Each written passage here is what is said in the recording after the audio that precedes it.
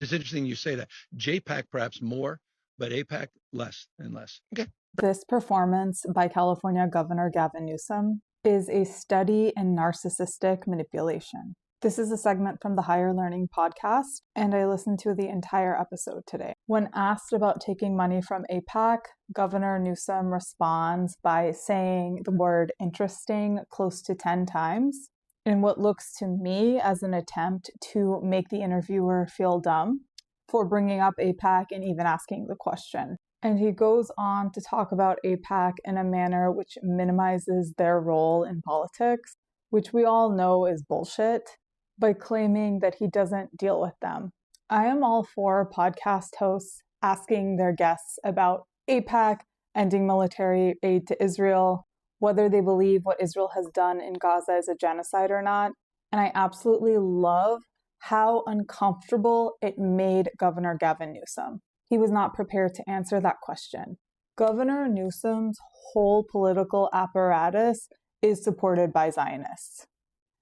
From his days back as San Francisco mayor to lieutenant governor and now governor of California, and aspiring presidential candidate for 2028, Gavin Newsom is in deep with the Zionist lobby, with the Israel lobby.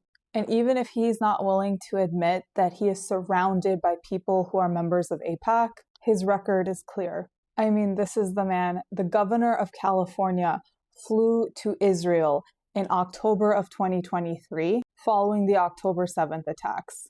Yet he's claiming in this video that he hasn't thought about AIPAC in years. That's clearly a lie. It's on his mind all the time because he knows not pissing off AIPAC and having to rely on AIPAC and Israel lobby donations are what's going to create a path for him to become the Democratic candidate for president. And to be clear, I do not think that Gavin Newsom is going to be the Democratic candidate for president.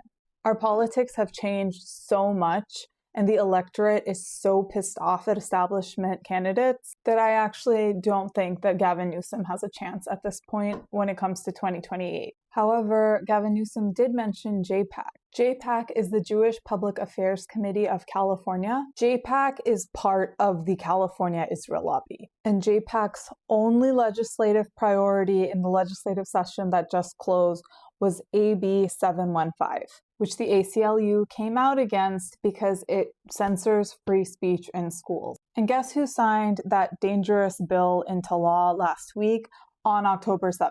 On the 2-year anniversary of Israel's genocide in Gaza. Gavin Newsom will never be president of